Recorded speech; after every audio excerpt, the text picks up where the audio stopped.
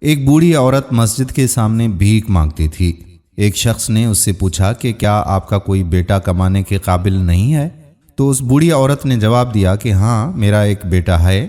تو اس شخص نے کہا کہ آپ یہاں کیوں بھیک مانگ رہی ہیں پھر؟ بوڑھی عورت نے کہا کہ میرے شوہر کا انتقال ہو گیا ہے، میرا بیٹا نوکری کے لیے بیرون ملک گیا ہوا ہے، جاتے ہوئے اخراجات کے لیے مجھے کچھ رقم دے کر گیا تھا، وہ خرچ ہو گئی ہے، اسی وجہ سے میں بھیک مانگ رہی ہوں۔ اس شخص نے پوچھا کہ کیا آپ کا بیٹا آپ کو کچھ بھی نہیں بھیجتا؟ تو بوڑھی عورت نے کہا کہ میرا بیٹا ہر مہینے رنگا رنگ کاغذ بھیجتا ہے، جسے میں گھر کی دیوار پر چپکا کر رکھتی ہوں۔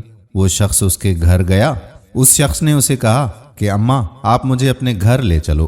وہ شخص اس کے گھر گیا اور دیکھا تو دیوار پر بینک کے 60 ڈرافٹس چسپاں کر دیے گئے ہیں۔ ہر ڈرافٹ 50,000 روپے کا تھا۔ تعلیم یافتہ نہ ہونے کی وجہ سے وہ عورت یہ نہیں جانتی تھی کہ اس کے پاس کتنی دولت ہے۔ اس شخص نے اسے ڈرافٹ کی اہمیت سمجھا دی تو وہ عورت بہت خوش ہوئی اور حیران بھی ہوئی اور پریشان بھی ہوئی کہ دولت ہوتے ہوئے بھی وہ بھیک مانگتی رہی۔ دوستو، ہمارے حالات بھی اس بوڑھی عورت کی طرح ہی ہیں۔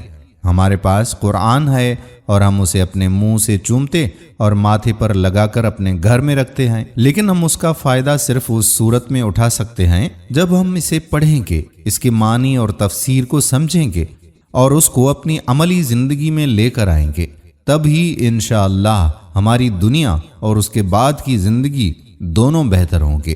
بہت بڑا خزانہ ہمارے پاس موجود ہے، لیکن ہماری جہالت کی وجہ سے اس میں چھپے انعامات سے آج ہم سب محروم ہیں۔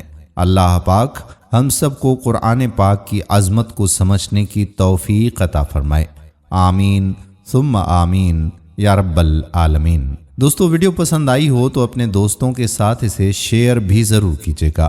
کیا پتہ کہ یہ کہانی ان کے دل میں اتر جائے اور وہ آج سے ہی قرآن مجید کی تلاوت کرنا شروع کر دیں، تو اس کا اجر و ثواب آپ کو بھی ملے گا اور مجھے بھی ملے گا۔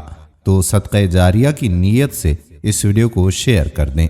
آنے والی ویڈیو تک اپنے میزبان قادر بخش کلہوڑو کو اجازت دیجیے۔ اللہ حافظ۔